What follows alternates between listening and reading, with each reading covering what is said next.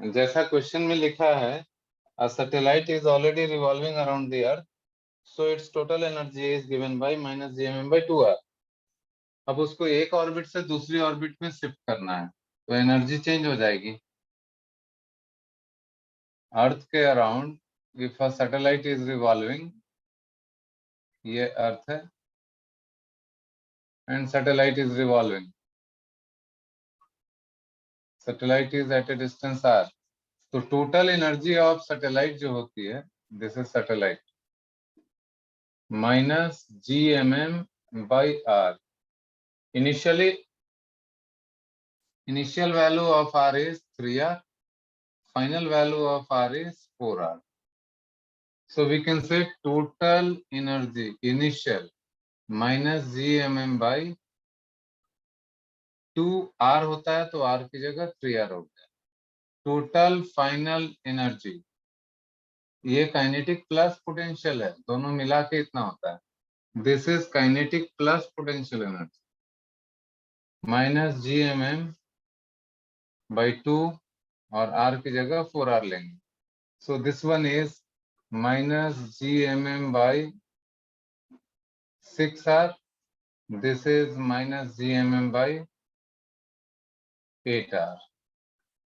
आप देख सकते हैं माइनस GMM by 8R, ये एनर्जी ज्यादा है, ये एनर्जी कम है। तो यहां से इसको 3R से 4R पे शिफ्ट करना है, इस ऑर्बिट में शिफ्ट करना है। अगर सैटेलाइट को यहां से यहां शिफ्ट करना है, इस पोजीशन से इस पोजीशन में शिफ्ट करना है, तो स्पीड भी बदल जाएगी और डिस्टेंस भी बदल जाएगी। इसको अगर हम लोग 3R माने और इसको 4R माने, so by some process energy provide करना पड़ेगा, जिससे कि सैटेलाइट यहां से यहां चले। तो रिक्वायर्ड एनर्जी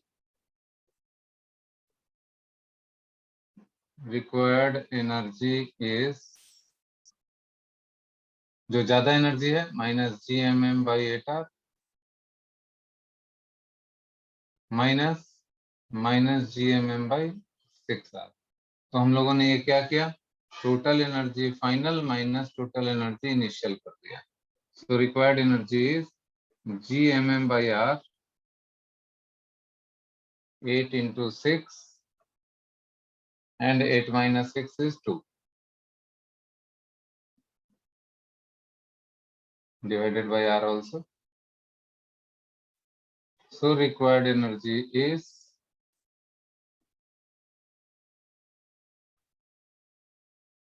GMM by,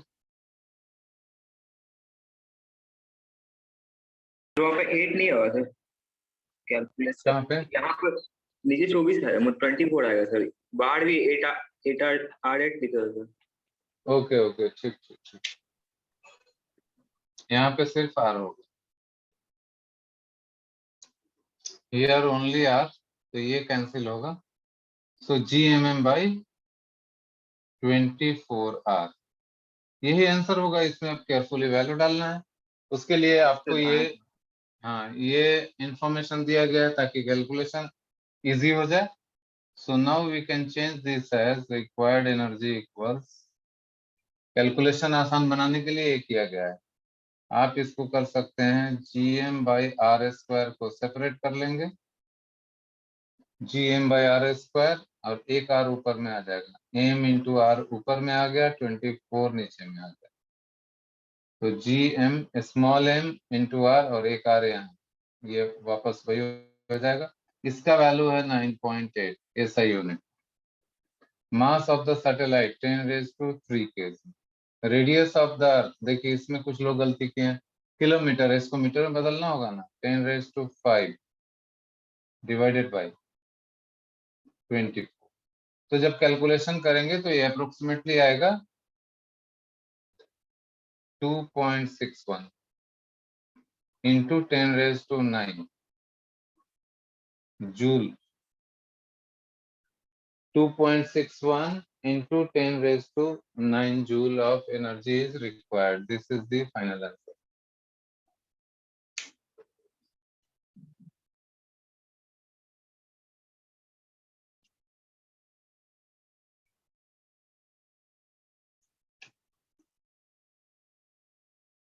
इसको समझने के लिए सबसे आसान तरीका क्या है, यहाँ पे ये इक्वेटर है, इक्वेटर पे यहाँ एक आदमी और एक सैटेलाइट इस इक्वेटर के पैरेलल ऐसे घूम रहा है। अर्थ का रोटेशन ऐसे है, यहाँ जो आदमी है वो भी इसी पे घूम रहा है, ये भी इसी पे घूम रहा है। Satellite is here, man is here, man is here, satellite is here, और ये अर्थ। तो सेंटर पे इमेजिन करें, सेंटर पे जो आदमी है, अगर कोई आदमी सेंटर से देखे तो मैन का एक्चुअल एंगुलर स्पीड पता चलेगा। मैन का एंगुलर स्पीड वही होगा जो अर्थ का होगा।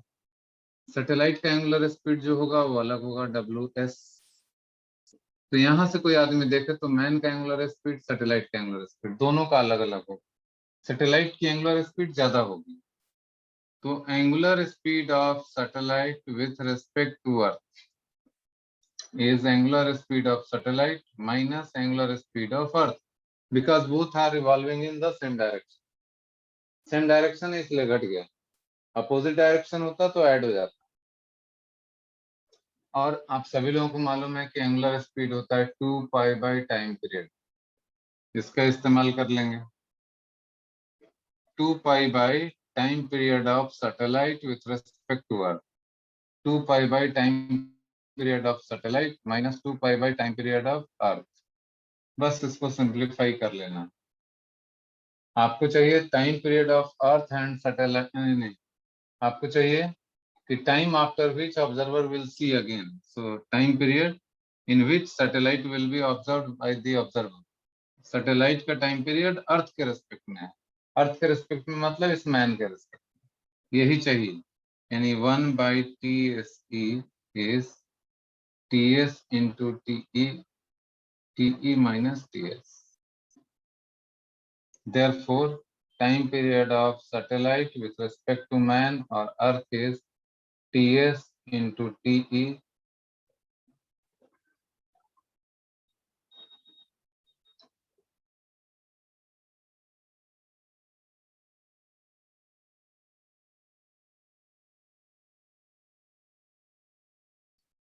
This is TE into TS by TE minus TS. This is the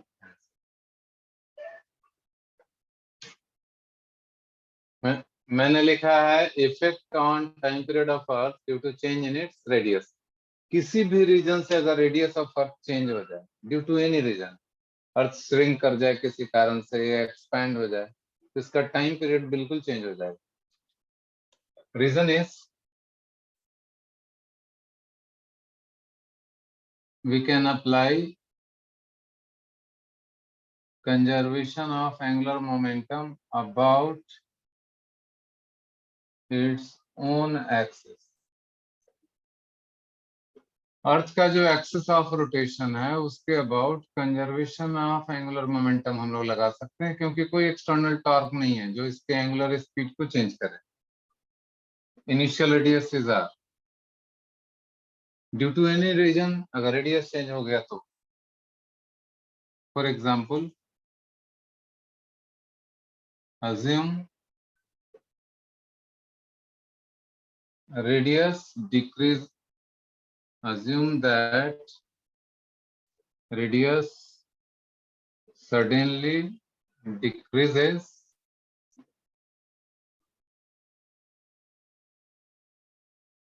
to half of its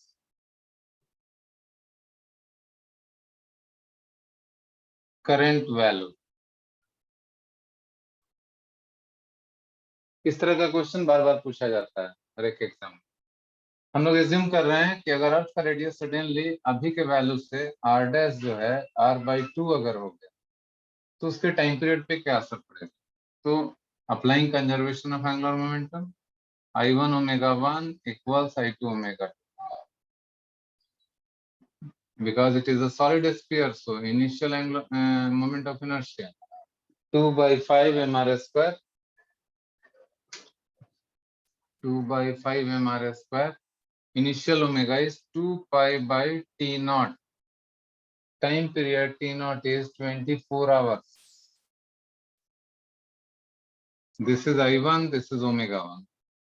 I2 हो जाएगा 2/5 m r/2 whole square, new radius is r/2, new moment of inertia, new omega is 2π/t, t पता करना है। तो यहां से आ गया, सब कुछ कैंसिल होने के बाद यहाँ बचा 1/T0,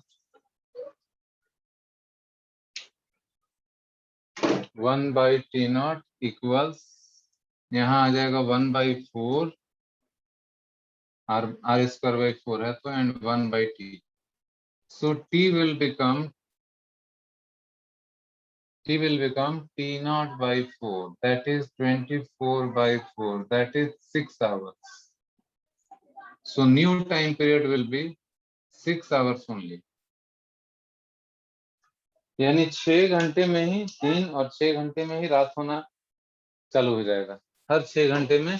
अभी जो 24 घंटे में दिन और रात होती है, 6 घंटे में दिन और रात होगी, यानी रात का 3 घंटा और दिन का 3 घंटा, हर 3 घंटे में चेंज हो जाएगा, 1/4 हो जाएगा ड्यूरेशन।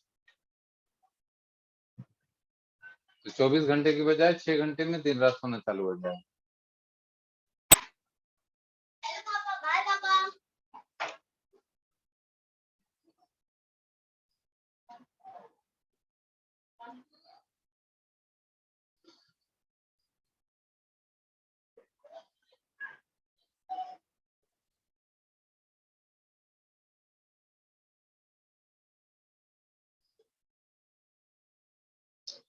क्लोजेस्ट का मतलब S1 और S2 एकदम आमने सामने, ये है S1, ये है S2 सैटेलाइट, इसका स्पीड है v1 और इसका स्पीड है v2, दोनों सेम डायरेक्शन में जा रहे हैं।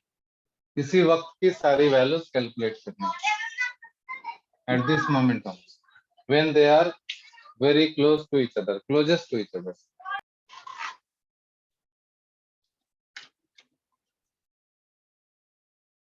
पहला पार्ट तो बहुत ही आसान था, time period is proportional to r⁴ होता है, और यूं कह लें कि t² is some constant into r⁴ square कर दिया तो बस इसका इस्तेमाल कर लें, t1² / t2², this is equal to r⁴/r⁴। t1 है 1 आवर, t2 है 8 आवर, इसका square, this is r1 is 10⁴ and r2 पता करना था।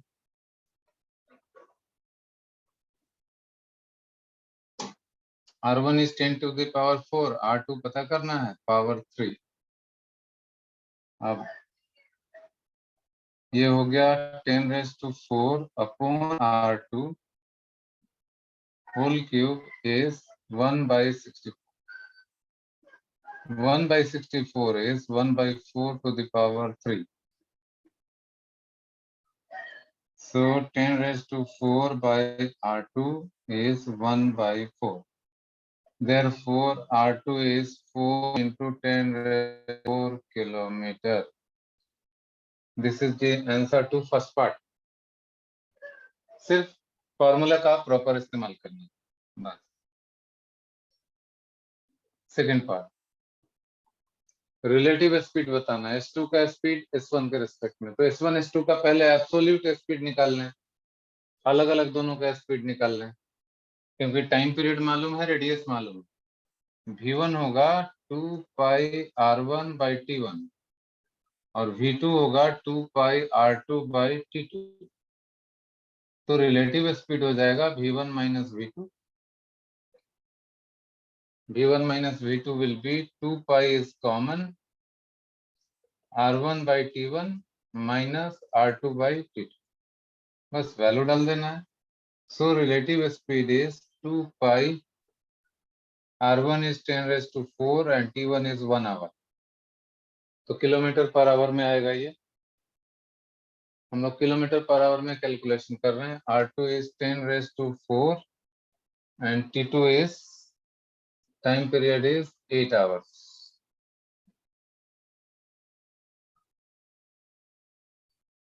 (1 hour and 8 hours) 8 hours। तो इसको सिंप्लीफाई कर लेंगे।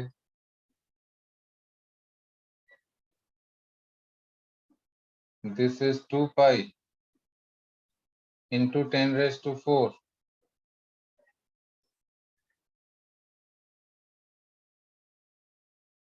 और सब्ट्रैक्ट करेंगे तो 1 - 1/8।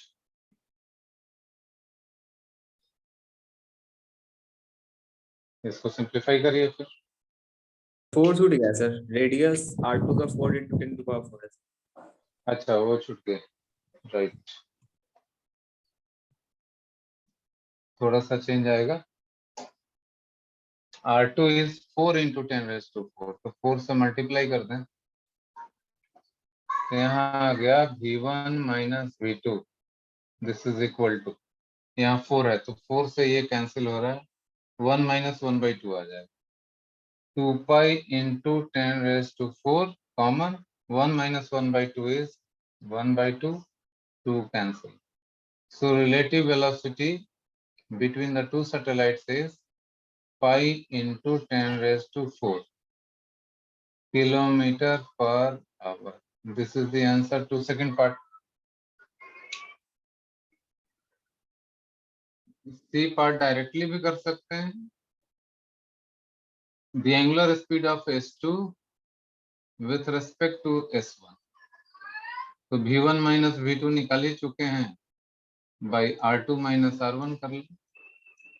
दोनों के बीच का डिस्टेंस, दोनों के बीच का रिलेटिव स्पीड V2 - V1 या V1 - V2 डिवाइडेड बाई ये सेपरेशन, तो ये आ चुका है पाई इंटू 10⁻⁴ और R2 - R1 हो जाएगा 4 - 1, 3 × 10⁻⁴। तो answer is π/3 radian per hour. π/3 radian per hour is the answer.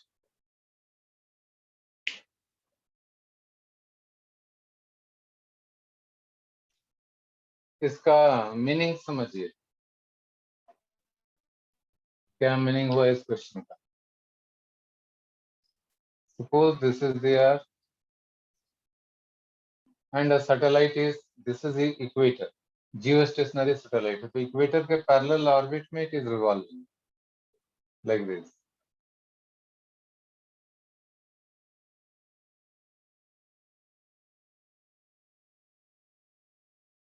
और जियो स्टेशनरी सैटेलाइट का अर्थ के सेंटर ओ से ये डिस्टेंस हम लोग को मालूम है, दिस इज द सैटेलाइट। ओ से इसका डिस्टेंस ये हम लोगों को पता है, स्मॉल आर की वैल्यू होती है नियरली 42,400 किलोमीटर, जियो सिंक्रोनस सैटेलाइट एस का डिस्टेंस। तो ये सैटेलाइट यहाँ से काफी हाइट पे होता है, 36,000 किलोमीटर के हाइट पे, तो ये जो सिग्नल देगा ऐसे, ये इक्वेटोरियल प्लेन है। तो आप ये देखिए कि ये जो सिग्नल देगा टेंजेंशियली यहाँ से पास होगा, you can see.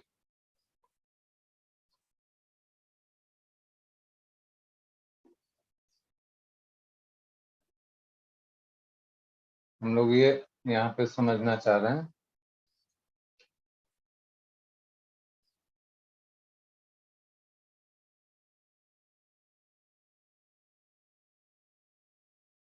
This is the satellite. तो यहाँ से जो ये सिग्नल देगा टेंजेंशियली कहाँ से होके जाएगा, तो ये देखो this is the tangential point, और इधर देखें तो उसी के जैसा यहाँ पे भी एक point, this is the point. अब समझिए जरा चीजों को, यहाँ से सैटेलाइट जो सिग्नल देगा it will go in all direction, इधर भी जाएगा इधर भी जाएगा, लेकिन अर्थ पे पॉइंट पी से लेके क्यू तक इस पोर्शन में जितने भी कंट्रीज होंगे इस ग्लोब पे, यहाँ का कोई कंट्री अगर होगा क्यू के बाद, it that country will not receive the signal. इस पोर्शन में जितने भी कंट्रीज आएंगे इस पोर्शन में, they will receive the signal from this satellite, इधर सिग्नल नहीं पहुंचेगा। तो उसके लिए इस सैटेलाइट के सामने एक सैटेलाइट यहाँ होना चाहिए, इस सैटेलाइट के सामने एक सैटेलाइट यहाँ होना चाहिए, that will throw again signals to the globe. इसलिए मिनिमम 3 सैटेलाइट लगता है ग्लोब को कवर अप करने के लिए। तो इस पॉइंट को ओ से अगर मिला देते हैं, this is radius of the earth. इस एंगल को और इस एंगल को एक एक नाम है जो मैं बता चुका हूं पहले। इस एंगल को अगर लैम्डा बोलें तो ये एंगल थीटा है। थीटा को हम लोग बोलते हैं लैटिट्यूड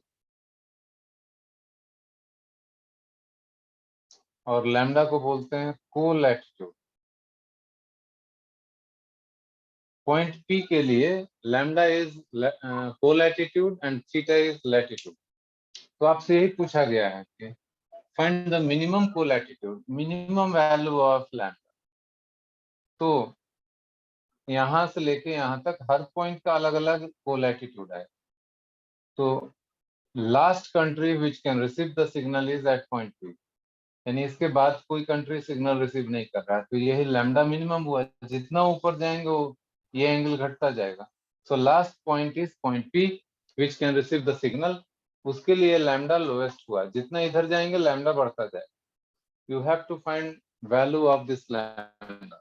क्या होगा?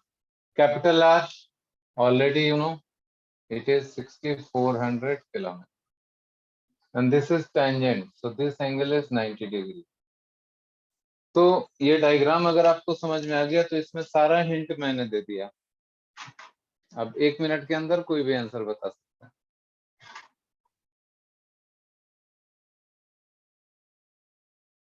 This is a right angle triangle and you have to find this lambda.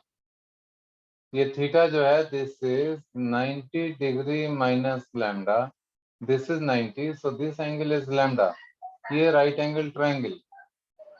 From the right angle triangle, you can see sin lambda is capital R by small r. Sin lambda is, this is height and this is hypotenuse.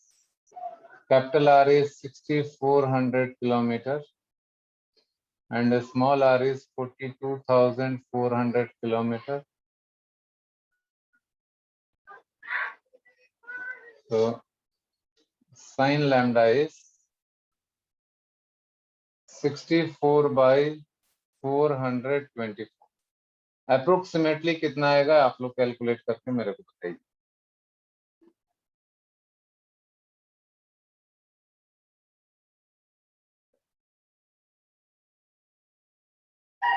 तो 0.15 exact आएगा क्या approx?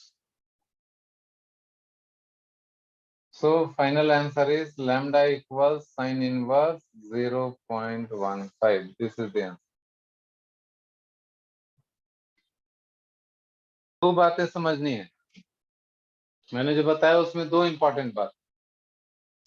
This type of motion is to and fro, repeating kind of motion, to and fro है, लेकिन simple harmonic नहीं है, क्योंकि motion is not along a straight line because of these angles. Angles are large.